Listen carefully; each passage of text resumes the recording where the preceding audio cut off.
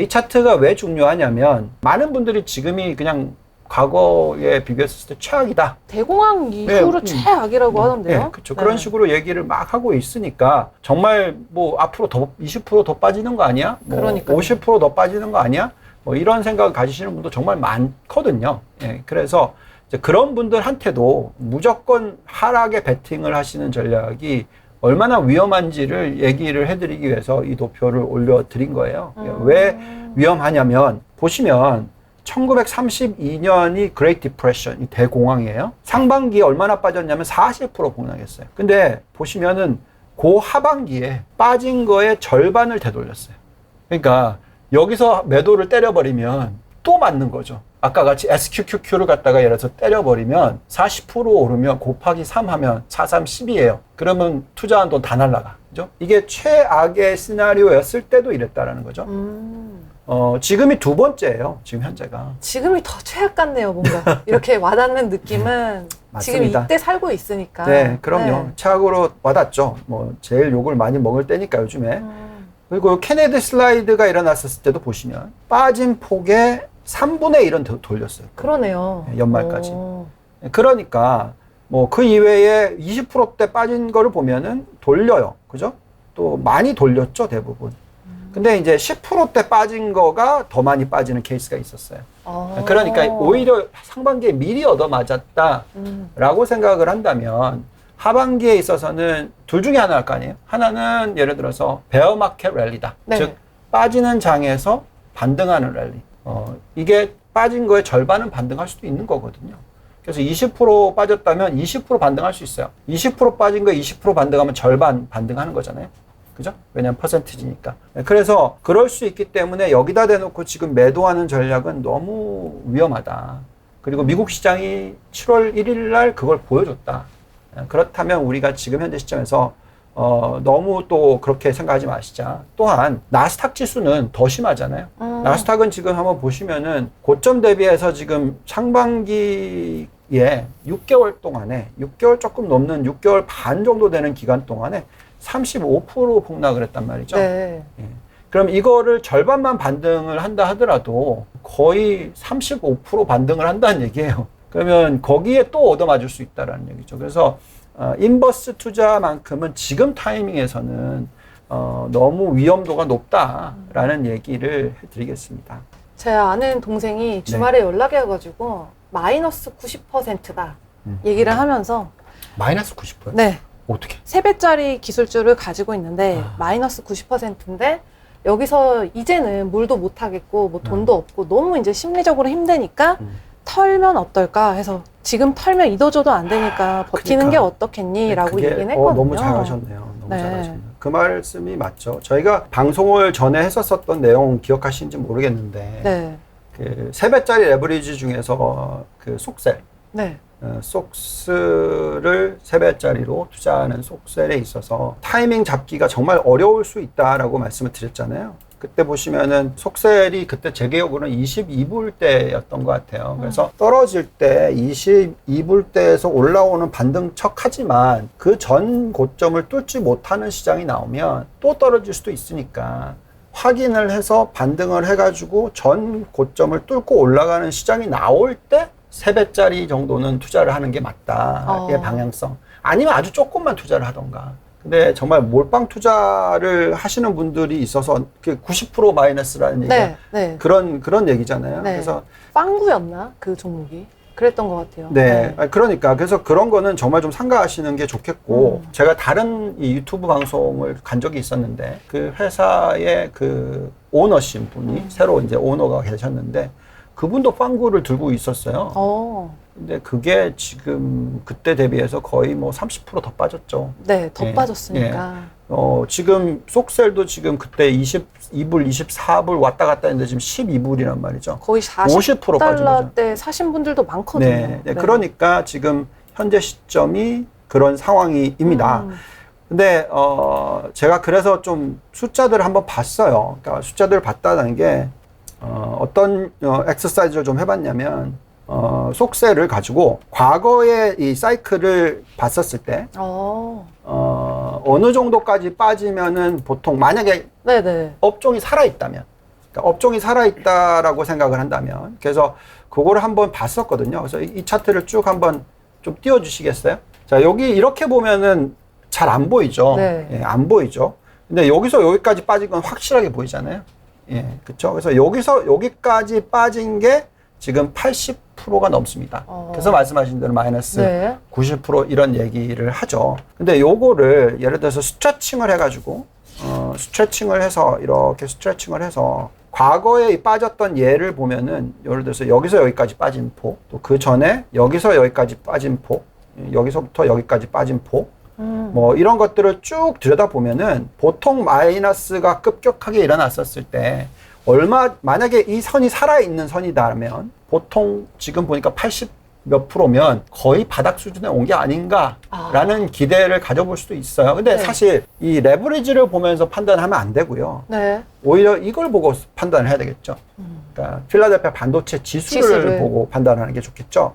그래서 지수를 보면 여기서부터 여기까지의 마이너스가 지금 정확하게 40%입니다. 예. 그래서 과거에 여기서부터 여기까지도 40%, 여기서부터 여기까지도 40% 이런 케이스들이 많이 나왔어요. 그래서 왜냐하면 사이클이 살아있는 한 그 정도라는 거죠. 그래서 만약에 정말 반도체에 대해서 앞으로 반도체가 사라지는 산업이다 이렇게 생각하시면 말이 안 되는데 너무 불안하니까 이제. 네. 그래서 이럴 때는 정말 이 정도 차트 뭐 90% 빠졌는데 10% 더 빠져서 사라지니 그냥 놔두면 맞겠죠, 사실은. 예, 그래서 정말 안타까운 얘기지만 이렇게 레버리지 투자를 하실 때는 전에도 계속 말씀을 드렸습니다만 방향성 투자를 하는 거는 정말 짧고 굵게 하는 게 맞다고. 그래서 계속 지금 흘러내리고 있는 차트상에서는 몰빵을 하면 안 된다고.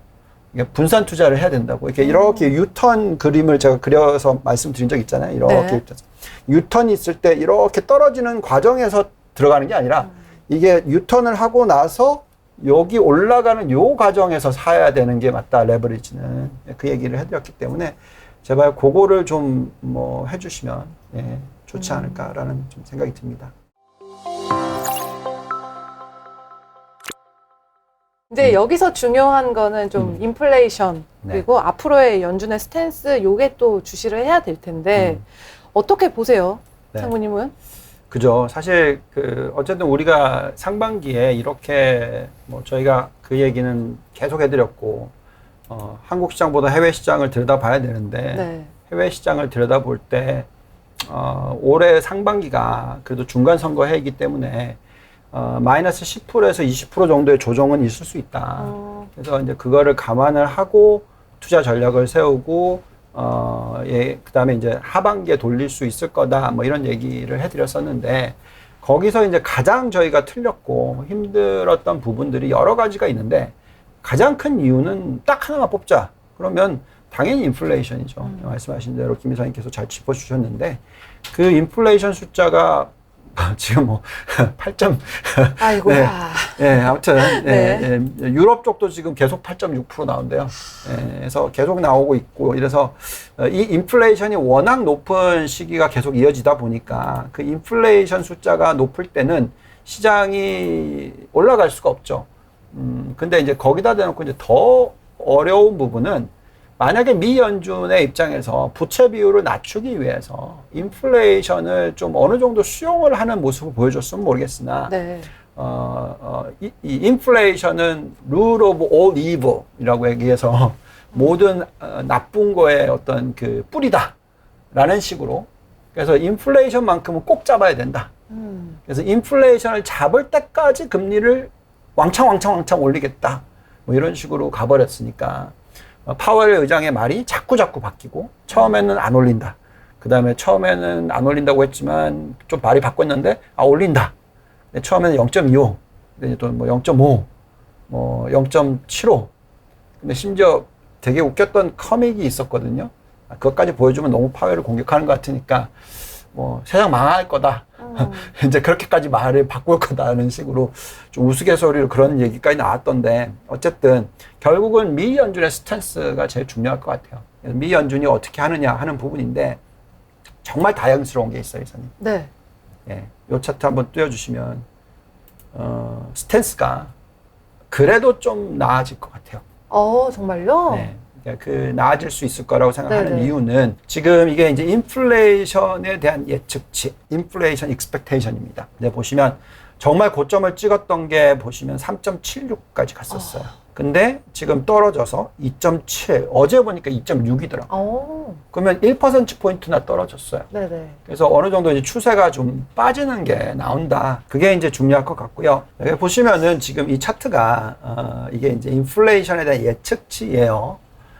이게 알파인 매크로에서 이제 나온 건데, 원래 빨간 점선이었어요. 근데 지금 이게 이제 여러 가지 요소로 해서 유가 부분 플러스 뭐 여러 가지 부분으로 해서 이게 이렇게 확 튀어오른 거죠. 이렇게. 근데 이게 보면 급속하게 빠져서 나중에 이 빨간 선 밑으로 내려와요. 그 무슨 얘기냐? 인플레이션이 지금은 굉장히 세게 들어오는데 이렇게 들어옴으로 인해서 오히려 인플레이션이 길게 보면은 더 빨리 빠지고 더 낮게 유지가 될 수도 있다. 뭐 이런 식으로 지금 이제 얘기가 나오고 있어요.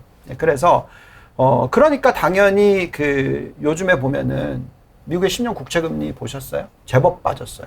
그래서 많은 분들이 요걸 보면서 미 연준의 이 총 자산 추이가 급격하게 줄일 거다. 네. 1년에 1조 달러씩 줄인다. 한 달에 약 한 600억 달러에서 많이 가기 시작하면 900억 달러씩 줄인다. 네. 이렇게 계산을 하면은 이 돈 진짜 큰일 나는 거 아니에요? 그러면서 미국의 10년 국채금리를 폭등시키는 게 아니냐. 이렇게까지 걱정을 했거든요. 그래서 언제부터 양적 축소가 시작됐어요? 6월 1일부터 시작됐어요. 잊을 수도 없어요. 네. 그죠. 그래서 그때부터 시작돼서 지금 벌써 한 달이 지났는데 네. 보시면 차트가 지금 이렇게 꺾여 내려오기 시작했죠. 빠지기 시작했어요. 근데 미국의 10년 국채 금리는 어떻게 됐냐? 여기 보시면은 확 치고 올라갔었어요. 근데 지금 뚝 떨어져 가지고 2.9, 그러니까 3.5까지 갔었는데 지난 한 달 사이에는 오히려 빠지는 모습을 보여주고 있단 말이죠. 그래서 앞으로 저희가 기대하는 거는 인플레이션도 하락 안정화, 여기에 10년 국채 금리도 3에서 3.5% 정도 수준, 요 정도로 이제 하향 안정화가 되는 모습이 나오면은 저는 기대하는 게 앞으로 좀 중장기적으로, 네. 예를 들어서 2년 내지 4년 가까이의 어떤 또 다시 골디락스 시대가 오지 않을까, 뭐 이런 기대 정도까지도 저희는 가지고 있습니다. 그래서 이런 상황에서는 너무 이 인플레이션 미 연준에만 초점을 맞추지 말아 주시고, 네. 이제 그 스탠스가 바뀌는 모습을 3분기에 보여줄 거다.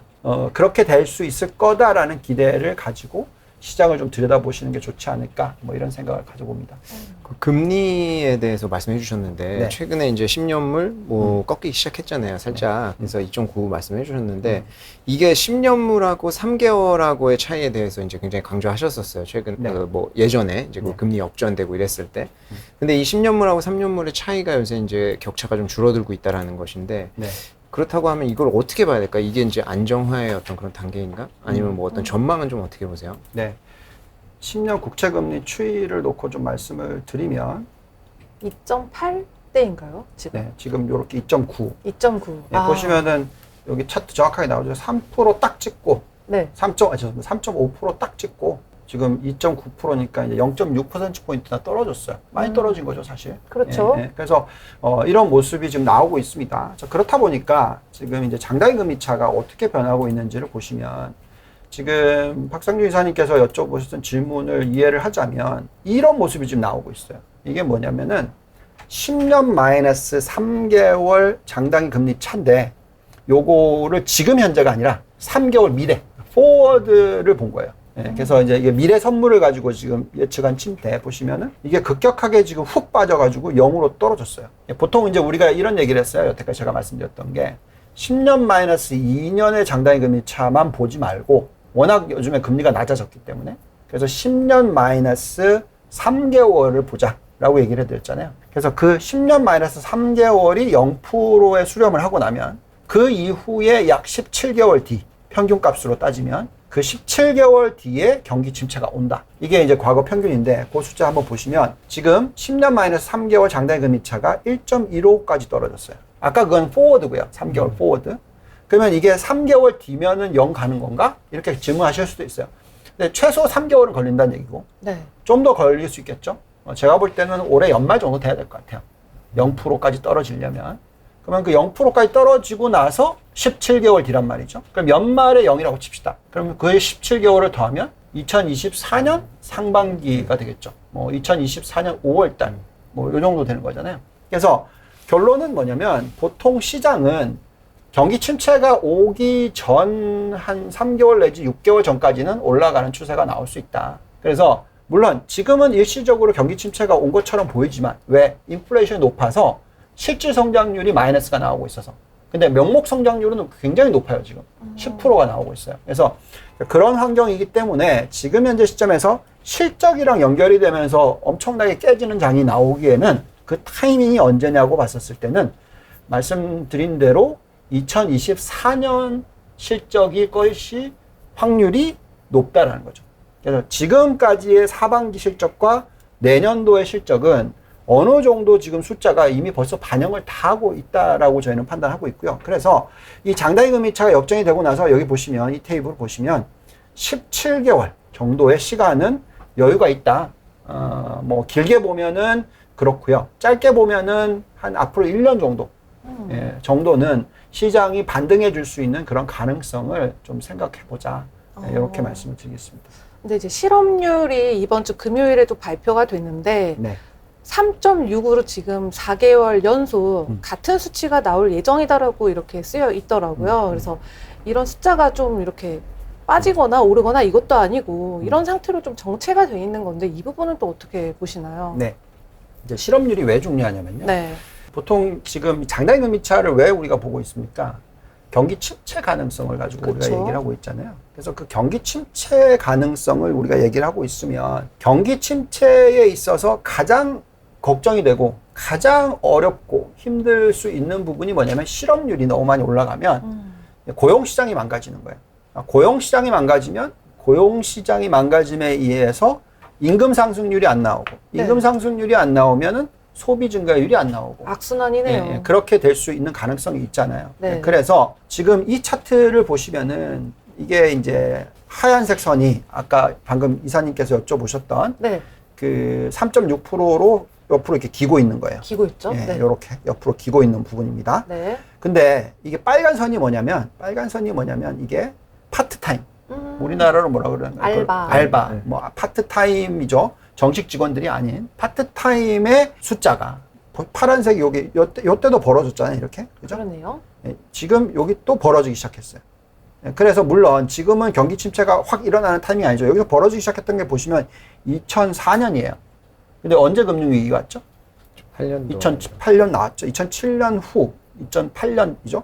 그러면 거의 한 3년에서 5년 정도 시간이 있었잖아요. 네. 지금 요거 벌어지기 시작했잖아요. 그래서 제가 말씀드린 건 2년 정도 최소한의 기간이 있다. 이 얘기를 해드리는 거고요. 실업률이 만약에 이렇게 빨간 선을 쫓아가서 훅 올라가잖아요. 뭐 5%, 6%대로 올라가잖아요. 그러면은 문제됩니다. 왜냐하면 그게 바로 소비 축소와 연결이 되고 성장률 축소와 연결이 되고 그래서 결국은 경기 침체가 오는 케이스가 되는데 네. 지금 미 연준의 얘기를 듣고 그 다음에 재무장관 옐런의 얘기를 듣고 또 여러 분들의 얘기를 듣고 있으면 미국의 지금 고용시장은 정말 좋다. 근데 나빠질 수도 있다. 왜냐하면 경기 침체에 대한 우려를 갖고 있어서. 근데 어느 정도까지 나빠질 수 있느냐의 질문의 답변은 지금 3.6인데 정말 많이 올라가 봐야 2024년이 됐었을 때 4.5%다. 그러면 1%포인트가 안 되는 상승인데 그 1%포인트가 안 되는 상승을 보였었을 때는 실질적으로 소비의 감소폭이 예상보다는 덜 할 수 있다. 예, 왜냐하면 임금 상승률이 있고 여기에 따라서 어느 정도 소비를 유지시켜 줄 수 있는 그런 개인들의 펀더멘탈이 유지가 되고 있기 때문에 그래서 고용시장을 들여다보면서 우리가 앞으로 좀 중장기적인 위치가 어떻게 될까를 판단해 봐야 될 것 같은데 어쨌든 말씀하신 대로 이 실업률 정말 중요합니다. 그래서 이 실업률이 올라가긴 올라가는데 천천히 올라가는 모습을 보여주잖아요. 그럼 오히려 이게 골디락스와 연결이 되지 이게 바로 경기 침체와 연결이 된다라고 생각 안 할 수 있다라는 얘기죠. 이 골디락스를 이제 말씀 오늘 2번 해주셨는데 네. 이제 사실 아까 그 저희가 봤던 순매입, 순매수 그것도 마찬가지고 지금 어떤 투자의 대가들 뭐 다 지금 의견이 엇갈리잖아요. 경기 침체가 지금 왔다라고 하는 분들도 있고 경기 침체 아니다, 뭐 오늘 것이다. 여러분들의 발언이 있는데 네. 거기에서도 지금 어찌 보면은 지금 본부장님께서는 경기 침체에 대해 가능성에 대해서 굉장히 낮게 말씀하시고 오히려 골디락스에 대해서 좀 말씀하고 계신데 네. 뭐 어떤 그 주요한 원인이나 뭐 좀 예, 그런 이게 것들이 참 있을까요? 사실 정답을 내기가 어려워요. 그러니까 근데 이제 지금 같이 인플레이션이 높으면 이게 명목 성장률은 높은데 네. 실질 성장률이 크게 떨어지잖아요. 맞아요. 예, 그래서 명목 성장률 마이너스 인플레이션 실질 성장률이거든요. 그래서 지금 현재의 명목 성장률은 8%대, 10%대 뭐 이렇게 나오고 있어요. 근데 인플레이션이 아까도 말씀드렸듯이 8%대가 나오고 있으니까 그 10% 빼기 8 하면은 그냥 푹 빠지는 거잖아요. 그래서 실질 성장률이 거의 6점 몇 %이던 게 폭락을 해서 2% 미만으로 떨어진다. 이게 하드 랜딩이에요. 우리가 얘기 말하는 경착륙. 그러니까 6이던 게 2로 가면은 절반보다 더 많이 떨어지는 거잖아요. 보통 절반 이하로 떨어지는 것을 우리가 경착륙이라고 합니다. 그러니까 하드 랜딩이라고 얘기를 해요. 근데 실질적으로 명목 성장률로 계산하면 10%이던 게 9%로 떨어지는, 인플레이션이 2%이던 게 8%로 올라가서 이런 현상이란 말이죠. 그래서 말씀하신 대로 실질 성장률이 경기 침체인 거를 보여주는 타이밍을 벌써 1, 4분기에 보여줬었어요. 그러니까 전분기 대비해서 1, 4분기가 마이너스 1.6. 근데 그게 마이너스 1.6이 뭐냐면 전분기 대비해서 마이너스 숫자 곱하기 4를 한 거예요. 근데 작년 동기로 계산하면은 그게 3.5%입니다. 실질이. 그래서 그거는 경기 침체가 아니에요. 그렇지만 전분기 대비해서 계산했을 때 경기 침체인 것처럼 보이죠. 그리고 또 이번 분기도 숫자 나온 거 보니까 마이너스 2%일 가능성이 높대요. 실제 성장률. 그것도 전분기 대비해서 이번 분기가. 왜? 인플레이션이 높았기 때문에 명목 성장률은 올랐는데 인플레이션이 계속 높게 유지가 되니 그게 또 2%대로 떨어진다라는 겁니다. 마이너스. 그래서 그 두 분기를 보면 우리가 보통 경기 침체라고 얘기할 때의 데피니션이 뭐냐면 두 분기 연속 마이너스 성장률.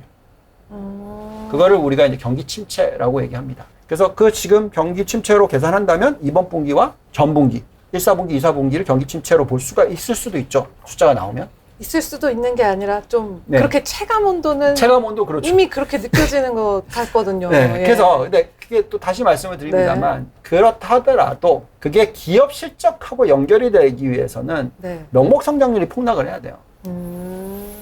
매출 증가율이 높게 유지가 되고 있고 마진을 전가할 수 있고 네. 그러면 기업의 실적은 폭락을 하지 않아요. 기업의 실적이 폭락하는 건 코스트가 확 올라가서 마진이 확 줄어들면서 폭락을 하는 현상을 얘기를 합니다. 그러니까 그게 지금은 나오지 않는 거라고 저는 생각하고 있고요. 그래서 2, 4분기 실적이 이제 7월 14일부터 나오기 시작할 거거든요. 네. 그게 굉장히 중요해져요.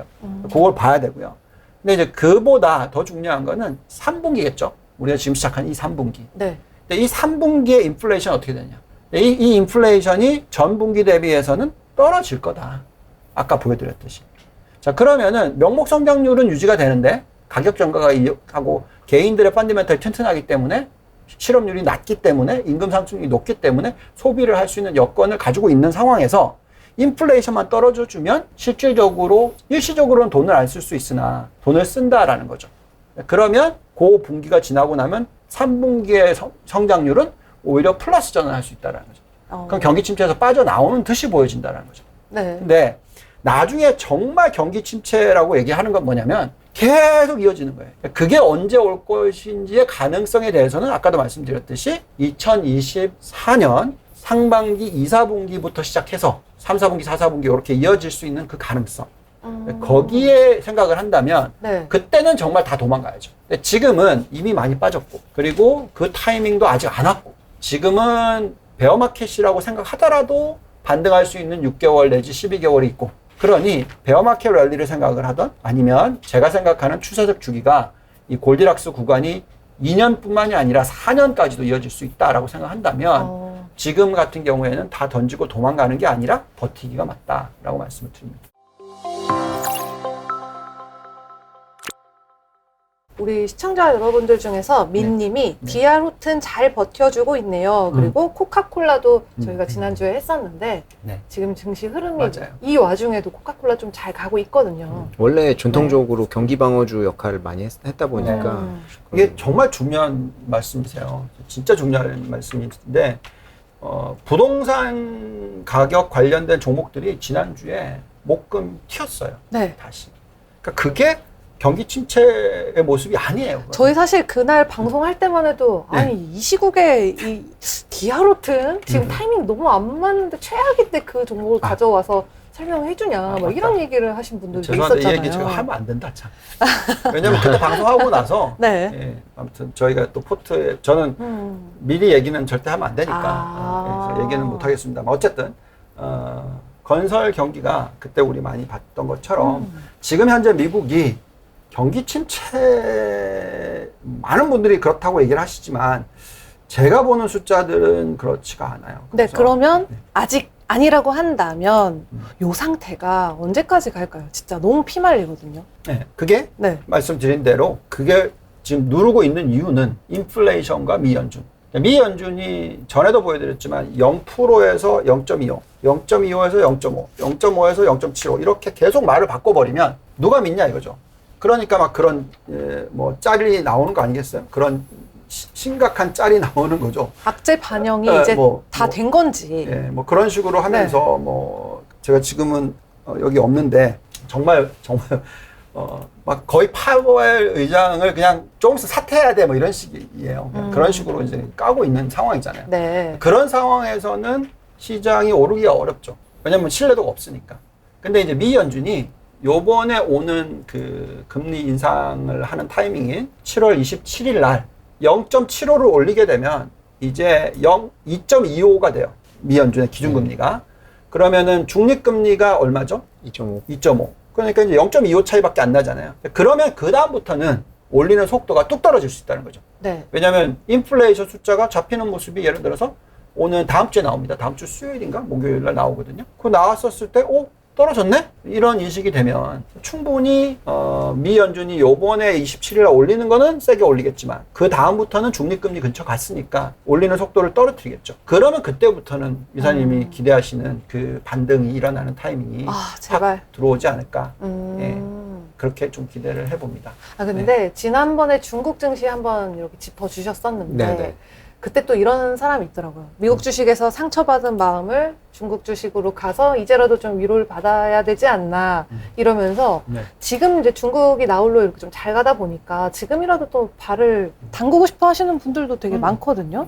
그렇죠. 뭐 네. 사실 저희 그 당시 말씀드렸듯이 하반기에 중국에 대해서 그렇게 생각하시는 분들이 많이 계세요. 무슨 뭐 급등, 또 2015년도에 급등이라든지 그러니까 괜찮다고 해서 그걸 바라시는 분들이 많으실 많아요. 텐데 사실 네. 그런 급등장이 펼쳐질 걸 말씀드리는 건 아니고 네. 상대적으로 다른 글로벌 증시보다 좋아질 수 있는 여건이 갖춰졌어요. 그렇기 때문에 그게 급등까지 이어질 거라고 말씀드리는 건 아니거든요. 하지만 포트에는 비중을 담고 가는 게 좋을 것 같다. 그거 굉장히 중요한 핵심 포인트가 지금 중국의 인플레이션 숫자가 2.1%예요. 그러니까 반등을 할 수 있죠. 그럼 만약에 예상컨대 만약에 다들 아니라고 얘기를 하고 있지만 미국의 인플레이션이 3% 밑으로 떨어졌다. 연말이 됐는데. 그러면 또 완전히 그림이 그렇죠. 바뀔 상황이 수 있죠. 바뀌는 거니까. 예. 우리나라가 지금 못 오르는 게 뭐냐. 인플레이션 숫자가 지금 계속 올라가. 막 4%대만. 이런 얘기를 하고 있잖아요. 네네. 그래서 지금은 매크로가 지배하는 게 맞아요. 그래서 그 인플레이션 숫자가 지금 중국은 좋게 나오고 있어서 네, 뭐 에너지 가격이 워낙 러시아의 관계인지 모르겠으나 그렇죠. 에너지 쪽은 상당히 적고 그 다만 이제 다음 달 CPI가 조금 더 올라갈 수 있어요. 왜냐하면 지금 돼지고기 가격이 CPI에서 차지하는 비중이 상당히 높잖아요. 네. 근데 돼지고기 가격이 지난주 후반부터 해서 10% 넘게 올랐어요. 근데 그게 뭐 여러 가지 원인이 있는데 뭐 남부 지역의 어떤 그 수해 같은 것도 발생해가지고 네네. 그 영향도 주기도 하고 이제 모돈이라든지 이런 돼지고기 개체수가 줄어서 그런 거거든요. 근데 그게 이제 작용할 수는 이거 한 번만 좀 띄워주세요. 그때 말씀하셨던 관련 종목이 거의 뭐 지금 보니까 한 달 사이에 예. 23% 이상 올랐어요. 이게 이 돼지고기 가격하고 민감하게 이제 연관이 되어 있어가지고 그렇죠. 요거 진짜 한 번만 띄워주세요. 왜냐면 왜 제가 이게 얼마나 안타깝냐면 네. 지금 우리가 신재생 에너지에 대해서 얘기하고 있어요. 뭐 지금 다 얘기하고 있잖아요. 네. 신재생 에너지 좋다. 제가 운영하는 포트가 방어를 해주고 있는 게 신재생 에너지가 거의 방어를 해주고 있어요. 반도체에서 엄청나게 얻어맞는데도 신재생 에너지 방어를 해주고 있어요. 보면은 이게 통이라는 회사예요. 네. 네, 미국의 신재생 에너지 융기 실리콘 뭐 아시죠? 뭐 진코솔라 뭐 통이 이런데 보시면은 지금 오늘 역대 최고치를 뚫었어요. 대단해요. 네. 작년 고점을 뚫고 올라갔어요. 근데 한국 종목 볼까요? 가장 경쟁사인데 하나케미칼 반타작 났어. 그러니까 말이 안 돼. 너무 속상하다. 그러니까 이게 네. 이런 시장이에요 지금. 어느 정도로 지금 시장이 좀 이해가 안 가냐면 이렇게 지금 시장을 차별하고 있어요. 한국 시장을. 그렇죠. 사실 또 태양광 쪽은 중국 쪽이 그때도 말씀드렸듯이 이제 과점하고 있는 시장이기도 하고 네. 최근 3월부터에 계속 나오는 뉴스들이 중국 쪽 태양광 업계에 괜찮은 좋은 뉴스만 나오고 있거든요. 뭐 이제 관세 인하 효과라든지 뭐 동남아 쪽에 이제 그 조사 유예 2년 유예 뭐 이런 것들이 계속 나오면서 최근에 뭐 진코솔라도 마찬가지고 계속 주가 좋아요. 그러니까 이게 아마도 단기간에 꺾이기는 쉽지가 않을 것 같고 하반기 그렇게 계산을 하면 사실 한화가 그 하나큐셀이 있어요. 미국의 시장 점유율로 따지면 네, 미국의 크죠. 우리나라가 제일 세요. 20%가 넘어요. 근데 반대란 말이죠. 그러니까 이게 이런 부분들이 지금 보면 시장이 좀 많이 안타깝다라는 생각이 들기는 합니다. 맞아요. 지금 좋은 하루님께서도 우리도 태양광 좋은 뉴스만 나오고 있었는데 참 공감이 되네요, 진짜. 우리 지금 안 그래도 에너지주 얘기했으니까. 네네. 네. 에너지주 저희 좀 근데 많이 얻어맞았잖아. 잘 가다가 요즘 최근 한 달 사이에 진짜 그쵸. 어, 그 또 궁금한 게 석유 네. 가격도 어찌 보면은 실질적으로 좀 떨어졌는데 정유주 같은 경우에는 주가 저희 그냥 상식적으로 생각했을 때 석유 가격 떨어지면은 정유주가도 그래야 되는데 뭐 최근에 좀 폭락 많이 했어요. 맞아요. 네, 그거 조금 요거 보면서 얘기를 할게요. 380불 간다, 유가. 네. 그러면 정유주 다 사야지 그냥. 그렇잖아요. 올해 상반기에 가장 좋은 퍼포먼스를 보여준 게 뭐죠? 상품군이? 에너지 쪽. 그죠? 네. 정확하게 말. 그것만 올랐어 사실. 그러게요. 다른 다 빠지고 에너지만 올랐어요. 네. 다 빠지고. 근데 이제 에너지만 다 올랐는데 지금 무서운 거는 지난 한 달 사이에 속스가 30% 빠졌어. 그리고 우리가 좋아하는 종목도 고점 대비해서 40% 빠졌어. 한 달 사이에. 많이 빠졌습니다. 예, 반도체도 40% 빠지고 뭐 이런 식이에요. 근데 여기 보시면은 이게 왜 무섭냐면 이 파란색 선이 뭐냐면은 인사이더 트레이딩이에요. 에너지 회사의 임원들이 갖다 패고 있다는 거예요. 그러니까 에너지에 대한 장기적인 미래에 대해서 안 좋게 본다는 거예요. 그러니까 selling more. 그러니까 왜냐면 내가 그 회사에 몸담고 있는데 내가 더 잘 알 거 아니에요. 그래서 미래를 봤을 때 장기적으로 봤을 때 에너지에 대해서 걱정이 된다 이거예요. 그래서 선반영이라고 봐요. 네. 그래서 이렇게 팔아고 있다라는 거는 에너지에 대해서 볼 때는 고유 에너지만큼은 장기적인 그림을 그려놓고 장기적으로 수익성이 나는 종목을 들고 있어야 돼. 그래서 저희가 그거를 보면 원유 생산량이 이렇게 늘고 있기 때문에 그래요. 네. 미국 쪽이 역대 최고치의 생산량을 계속 이제 보여줄 겁니다. 예, 그래서 미국의 원유 생산량이 이렇게 빨리 늘고 있는 한 제가 볼 때는 종목을 골라내는 것만큼 중요한 게 없다라고 생각이 들고요. 그래서 저희가 그 고유 에너지를 10개를 뽑아보면은 솔직히 심지어 우리나라 종목 올라와요. S5일 정제 마진 정말 좋거든요 지금. 그래서 정말 매력이 있다라고 올라오는데 밑에 썬코 있고요. 그 다음 보시면은 워런 버핏님께서 많이 사셨던 옥시덴탈이랑 쉐보론은 장기적인 큰 그림으로 계산했었을 때는 상대적인 매력도가 많이 떨어져요. 예, 그래서 저는 지금은 천연가스. 그래서 왜 그 천연가스를 얘기를 하냐면 천연가스 가격이 폭락한 걸 아시죠? 네. 얼마 전에 기억하시는지 모르겠는데 천연가스 가격이 폭락을 했어요. 요거 좀 띄워주세요. 뭐 프리몬트 폭파 때 그때인가요? 요거 보시면은 천연가스가 왜 폭락을 했냐면 천연가스의 재고량이 급증을 했다 지난주에 뭐 그러면서 했어요. 근데 이 차트를 보시면 이게 장기 그림이거든요. 지금 사실 천연가스 재고량이 YOY로는 7.9% 늘었는데 바닥이에요, 바닥. 그래서 저는 그때 그 박선희 이사님께서 짚어주셨잖아요. 네네. 저는 오일 관련주들, 석유 관련주들을 안 산다 하더라도 천연가스 관련주는 꼭 들고 있고 싶다. 그래서 좀 위태위태 흔들리지 마시라. 물론 고점 대비해서 거의 40% 빠졌지만 반등을 하기 시작하면 그 고점을 다시 탈환할 수 있을 거다. 그래서인가? 캄스톡이 금요일장에서 거의 5.6% 정도 갑자기 올라가지고 아, 그랬구나. 얘 왜 금요일에 이렇게 많이 올랐지 생각을 하고 있었거든요. 네. 알겠습니다.